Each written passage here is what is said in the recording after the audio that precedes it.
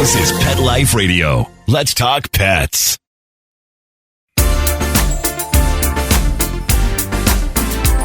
Rappaport to the rescue with award-winning animal advocate, best-selling author, journalist, and pet products creator, Jill Rappaport.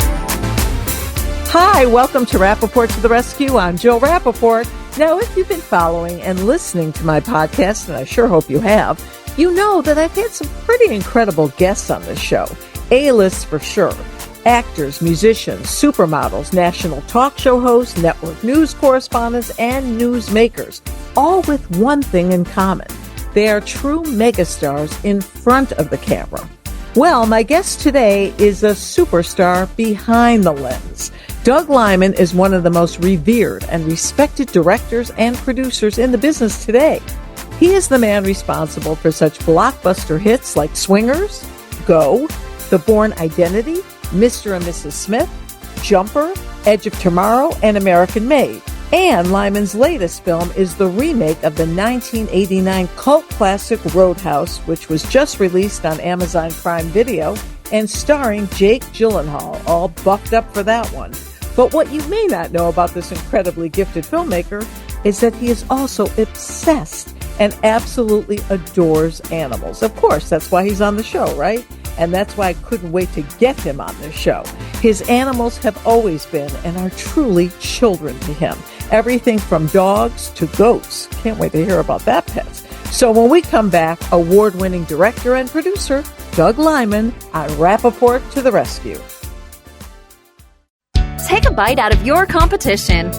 Advertise your business with an ad in Pet Life Radio podcasts and radio shows.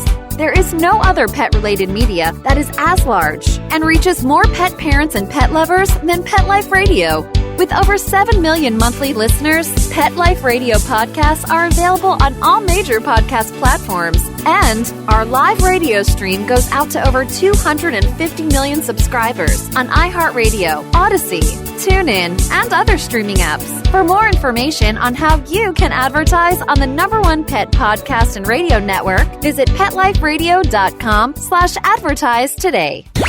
Let's talk pets. Let's talk pets On Pet Life Radio. Pet Life Radio. PetLifeRadio.com.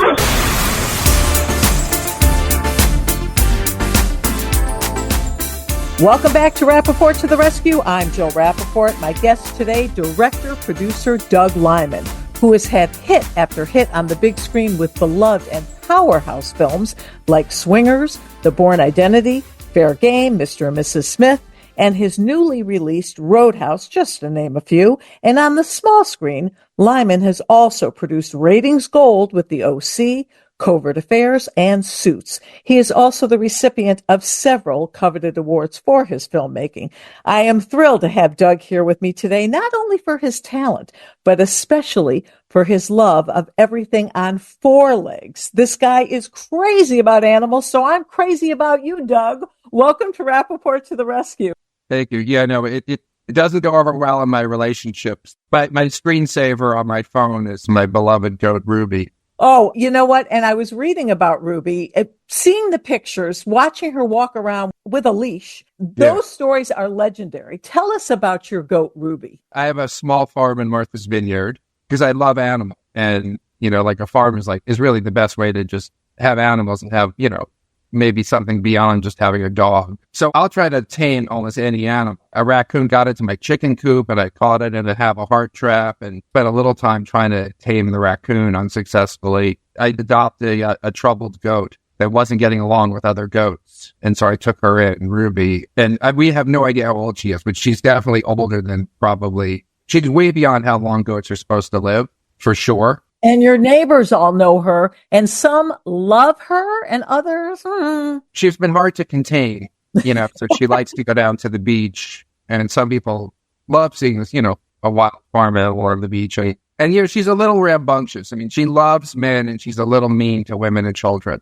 Well, I loved hearing stories about your animals, and the way we know each other is because of one of your relatives, who's one of my dear friends, the one and only beloved Joan Hamburg, the first lady of New York radio. So unbelievable. And she used to talk about Doug and the animals. And then I knew how successful you were. And I thought, oh, wow, he's quite the catch. I had trouble containing the animals.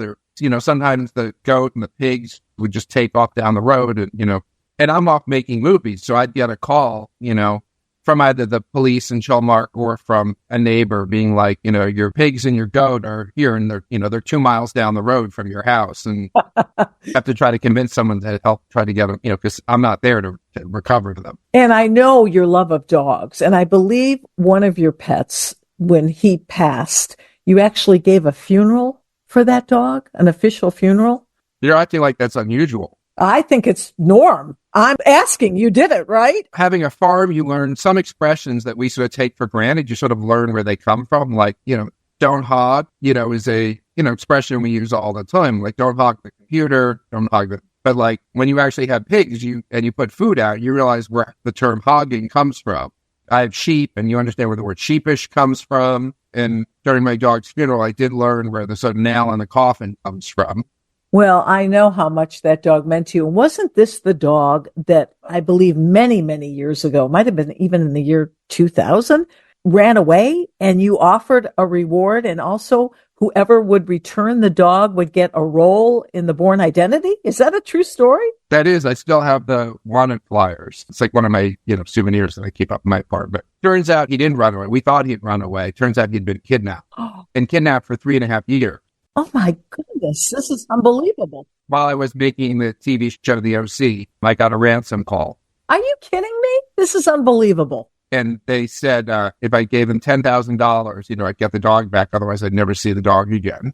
And they didn't have a lot of answers. And my brother was a federal prosecutor at the time, and he had just prosecuted an extortion case, like a Bill Cosby extortion case. And he was like, this is extortion. They don't have your dog. They're just preying on you. Because every year I would put these flyers out again, because thinking like, miracles happen. Like I thought, like I lost him in Washington, D.C. I live in New York. I thought, well, maybe he's crossing New Jersey and maybe that takes a year and he'll show up. You hear the stories every once in a while for 3.5 years. And my brother was like, they don't have your dog. There's no way. And I finally was like, you know what? For $10,000, I have to know. I can't go the rest of my life not knowing. So then my brother said, fine, if you're really going to go through with this, let me make a few phone calls, because my brother worked in law enforcement. And the FBI actually did a sting operation, and turns out they had my dog and we got him back. Unbelievable. And they knew it was Doug Liman's dog when they took it? They didn't know when they took him. It turns out the reason what happened was it was a fraternity prank. And then when I did all this press to try to get the dog back, part of offering a part in the Bourne Identity so that the Washington Post would do a story and,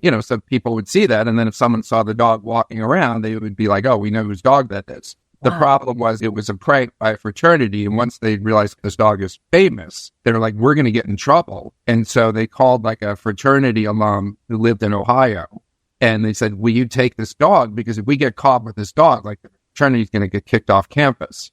And so shipped the dog off to Ohio to live with a family. And then the students, who had originally stolen the dog, that after 3.5 years had graduated, one of these kids couldn't get a job and thought, well, I could probably trade this dog. So he actually stole the dog back from the family he'd given it to in Ohio, like Jackson.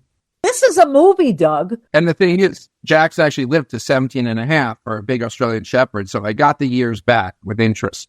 Did he recognize you right away?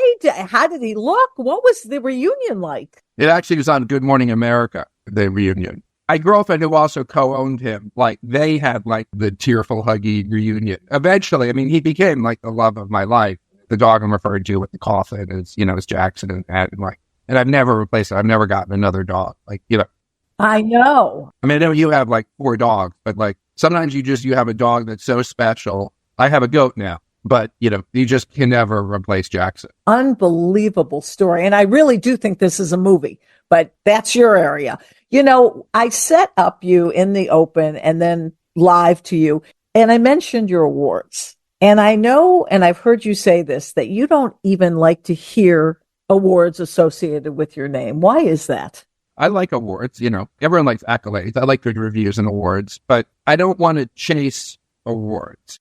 I'm interested in sort of making movies that are people pleasing. When I was a kid, I was the class clown, and I don't know if I actually was successfully entertaining my fellow students, but I probably wasn't. But, that's that's my ethos. I think I was still the sort of class clown. And I mean, including these animals in Martha's Vineyard that are constantly running amok. You know, there's a front page story in the Vineyard Gazette a few years ago, you know, goats gone wild about like, you know, just constantly being loose, and the town wanting to pass a new ordinance about requiring people to keep control of the farm animals. And they never passed it, but I was excited to then lobby that there be that Rumi be grandfathered out of that, even though she literally would have been the one animal for which they were creating that law, but they never did. I got her sheep, and so now with the sheep, she doesn't feel so lonely when I'm not there. Well, I love that, you know, you're doing it your way. So class clowns don't get awards.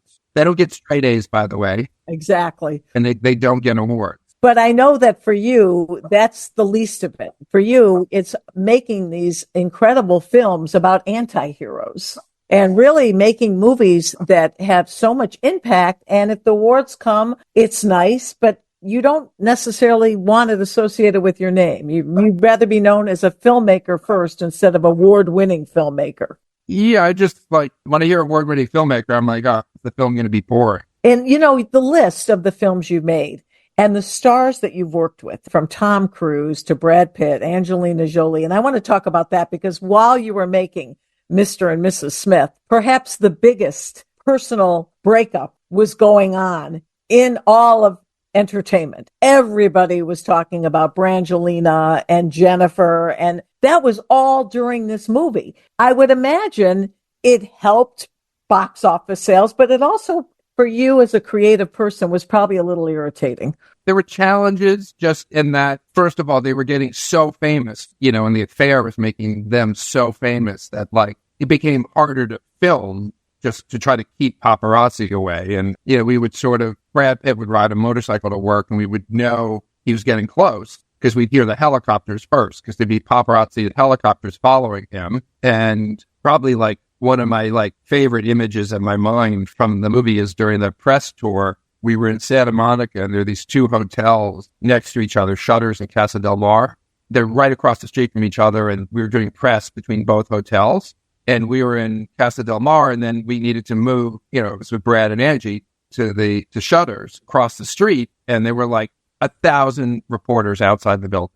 I mean, literally, it looked like a zombie movie, the number of people out there. And we're like, how are we going to get from one hotel to the other? And Brad, you know, it's very chivalrous, and he was like, I'll go first, you know, and pull some of the crowd so that then Angie could have a more clear path to get across. And I would go across with Angie. And I remember seeing Brad like exit the building, and suddenly he's just being chased by like 1,000 people. And he did successfully pull them away. But my last image of him was like heading down Pico Boulevard, chased by like 1,000 paparazzi.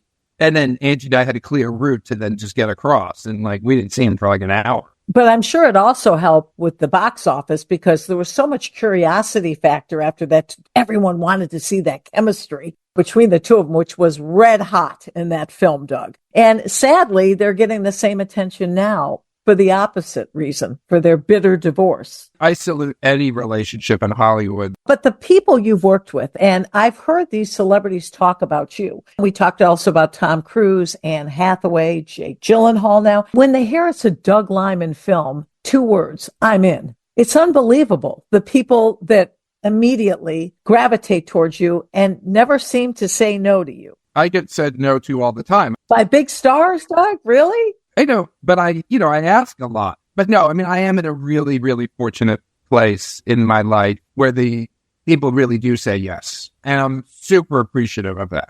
I'm shocked and appreciative, and I never ever take it for granted. And I learn a lot from Tom Cruise, who, by the way, never takes it for granted, ever. Like, he goes to work every day like he's got to prove he's a star. Yeah, the old adage, you're only as good as your last piece, and your next piece, it's your audition reel. It's like everything is new and first, and give it 100%. And I have my own personal story with Tom Cruise, where he really was very instrumental in me getting my first job in television in New York. Really? And he's a wonderful human being. He is such a lovely person. He's the most generous human being I've ever met, you know, where I don't know if I meant like financially generous. I'm talking about like generous of spirit. Right. The film business is very competitive and catty and kind of, you know, in a way it's cliquey like high school, and no one's meaner than when they're in high school. And like film business has a component of that where like people like they don't necessarily root for other people's success. Like Tom Cruise roots for other people's success. I've worked a lot with him, and when he hears about a film performing really well, it has nothing to do with.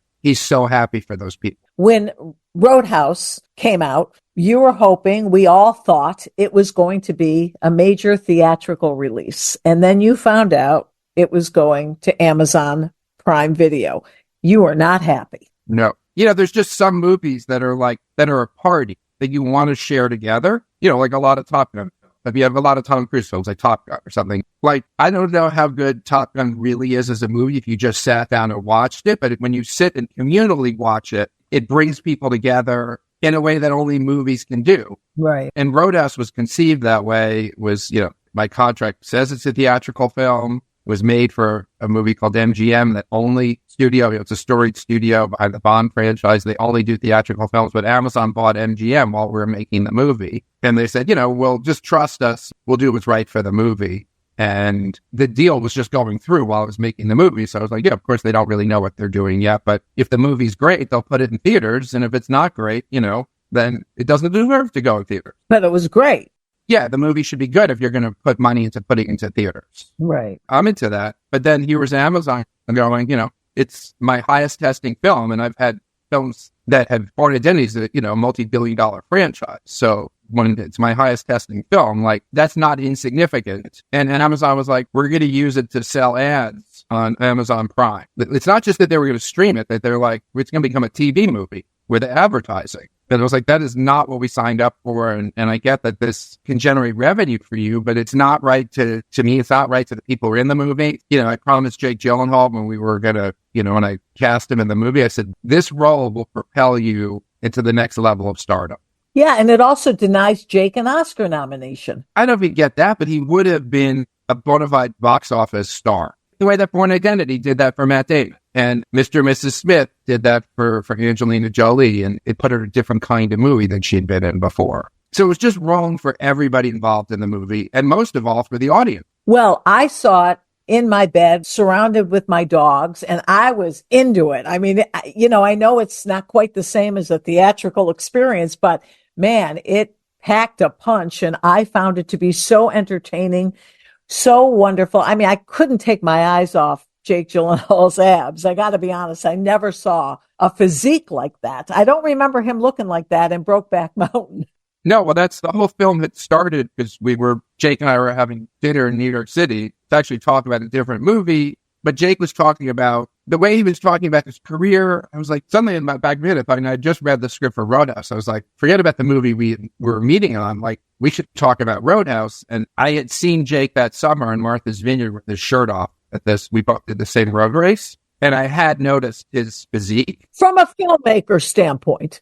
No, but the summer I just saw it as like, as I said, I don't have the ferocity of spirit that Tom Cruise has. I'm like, how is he so much better shape than me? And by the way, like 10 times faster too, just better in all regards. But I said to him at this dinner, I said, like, I don't want to get me too, but I saw you with your shirt off this summer, and I think you should take a look at this script Roadhouse. Jake's Oscar nominated. I'm sure anytime someone wants to work with him, they're like, you know, blowing smoke up his ass about what a brilliant actor he is. And I just was like, I don't care about your acting. You're going to have your shirt off this whole movie. You should read the script. And you said that, you know, sometimes it's a little easier for me to get actors to say, yes, he committed to the movie right there without even reading the script. But I understand to keep up that physique, he was a bit of a bear, kind of a moody bastard, huh? Well, it's one thing, you know, he's a friend, so you don't see friends that often. Right. When you actually start working together, you're together, you know, 14 hours a day. And he was hangry.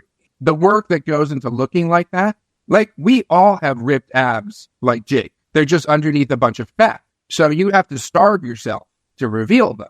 Plus, you have to work out to make them bigger. I mean, so he was... ornery, to say he was ornery. Yeah.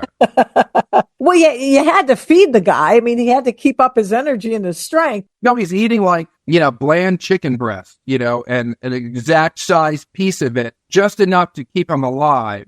Wow. But not happy. Well, that's good for that movie because, man, that helped him pack quite a punch. So I would think that all worked together for the role. But I heard that you never even saw the original 1989 with Patrick Swayze. You didn't want to see it until your film was made. Yeah, because Born Identity, actually, there was a TV movie, Born Identity, before my Born Identity. I didn't even know existed until I started Born Identity. And then I started watching, it was with Richard Chamberlain. I started watching that Born Identity. And after 5 minutes, I said, I don't want this in the back of my head at all. I'm going to make my own. And to this day, I've never seen the original Born Identity TV movie. But you did finally see the original Roadhouse. I eventually, after we were done, we were pretty much almost done editing. The Alamo Draft House in Brooklyn was showing Roadhouse for like 2 days.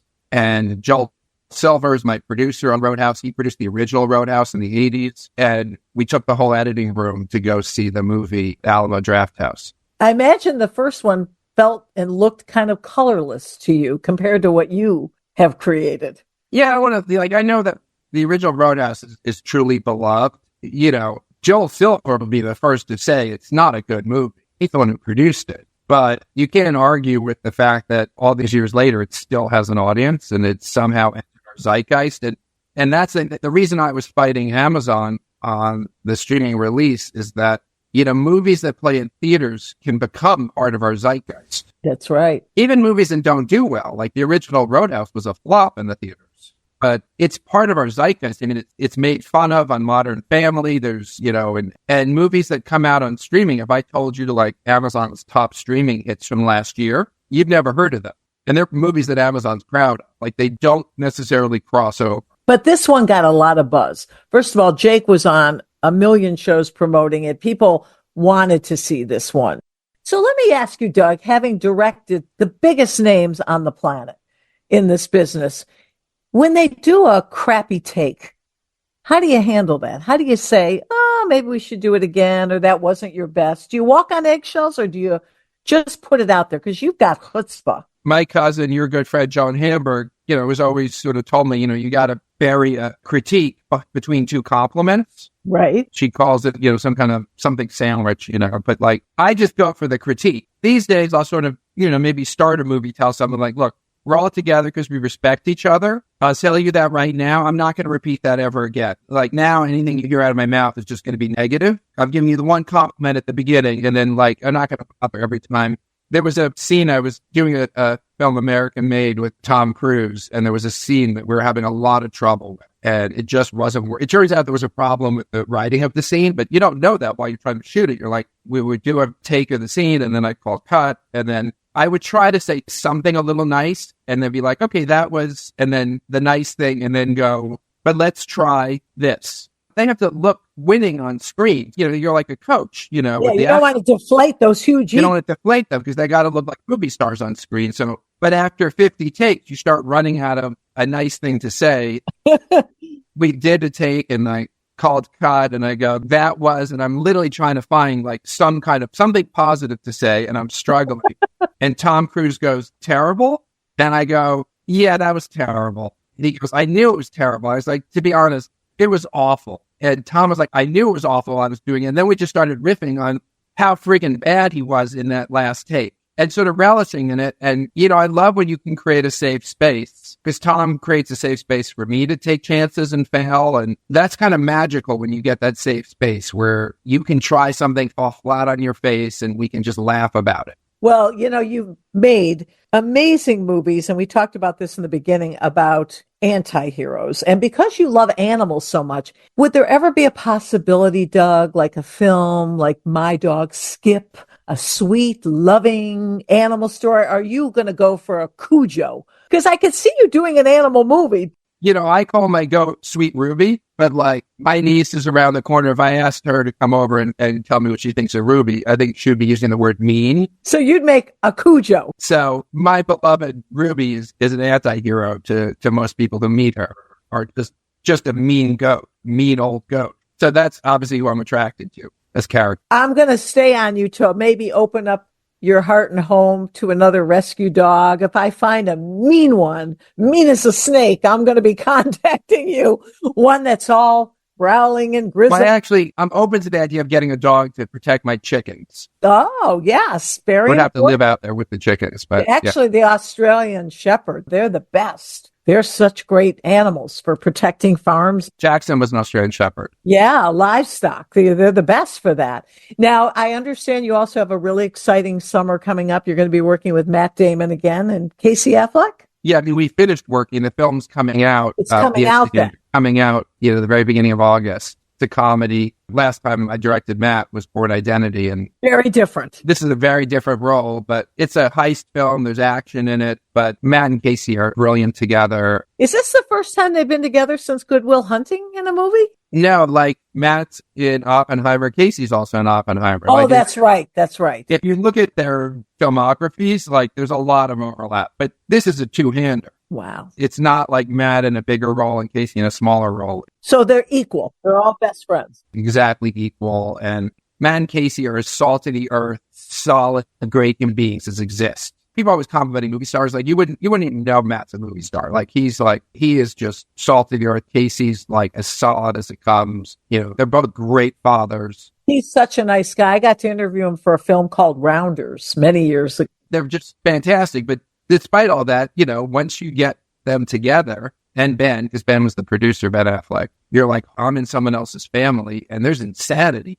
But that says a lot about you because, they're three of the biggest names in the business, and they've all directed as well. And so to put that confidence in you and to be part of this collaboration is wonderful. I like a little dysfunction. I'm amused by the fact that, there's things going on in the making of the film that have nothing to do with the instigators, that are just relate to issues they've had going back since they were kids. And it's playing out on rewrites of the script where Casey keeps putting a monologue back in the script that he wants to do and Matt keeps taking it out. And I'm like, this doesn't even have anything to do with instigators. Whatever's going on here, leave it in the script. Let Casey have it. But it must be so gratifying for you to work with these people again, to be with Matt Damon again. It speaks volumes about you and your relationships with these people because you seem to work with a lot of these. Well, it was really, actually, it was almost emotional that, there's a moment on the set of Instigators where Matt said to me something about the production. I spent a lot of time shooting Casey's close-up on a scene that really was a scene that's driven by Casey's character. So I literally spent 4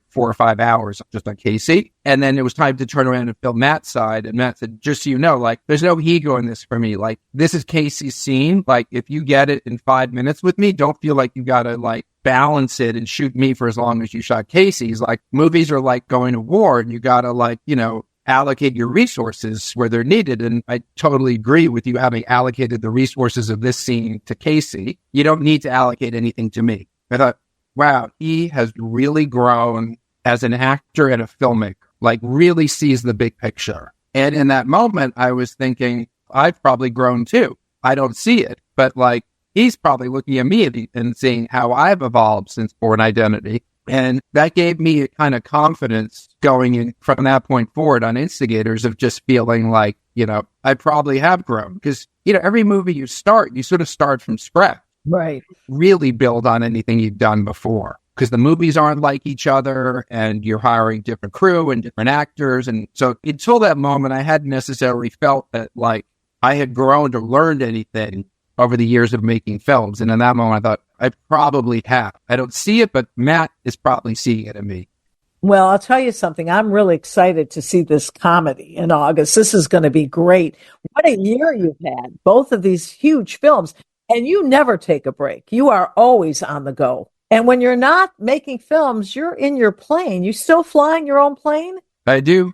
Unbelievable. You are Mr. Daredevil. I'm flying my plane on Monday to the Bahamas to go dive in a submersible at 3,000 feet for research for a movie I'm developing. Do they expect this from me? I have a film I'm developing with Tom Cruise where we're going to go into outer space. When is that happening? That's in the works. Tom's schedule is super busy, but they don't bat an eyelash when it's Doug's going into outer space with Tom Cruise. I got to take you to a shelter and get you a rescue dog, keep you at home more, on ground, keep you at your farm. I'm pretty grounded. I mean, I have a farm. I'm talking to you, and 2 feet under me are my seedlings that are, getting ready for summer, and got grow lights under the desk. Well, you're certainly diversified. And the question on every woman's mind is, why aren't you married? Is that next for you? Your next big move?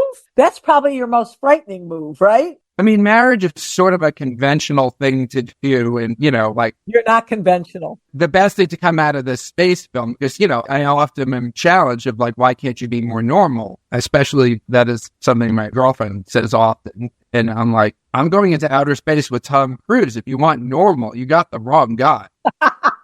Which I thought was going to like solve all my relationship problems, just to be able to whip that little expression out. Exactly. Didn't solve anything. Listen, you're preaching to the choir here. My nickname's Lord of the Rings. I've been engaged and married so many times, so forget it. But I think you're great. I loved Roadhouse, and I really, really loved that you stood up for your beliefs. It was more important for you to speak your mind than ruin your health, and also for the film and the people involved. You had to speak your mind, and I give you so much credit for that. And what I love most is your love of animals, but I am going to try to get you a rescue dog. We're going to have to look for one soon. I'll be on the lookout. I know just what to look for now, Doug, and I'll be calling you saying I found you the perfect mean dog. It needs to protect chickens.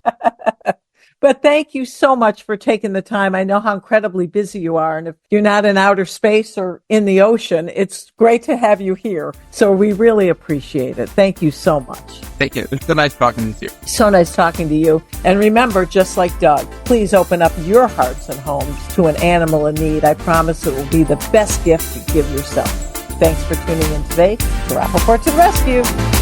Let's Talk Pets, every week on demand. Only on PetLifeRadio.com.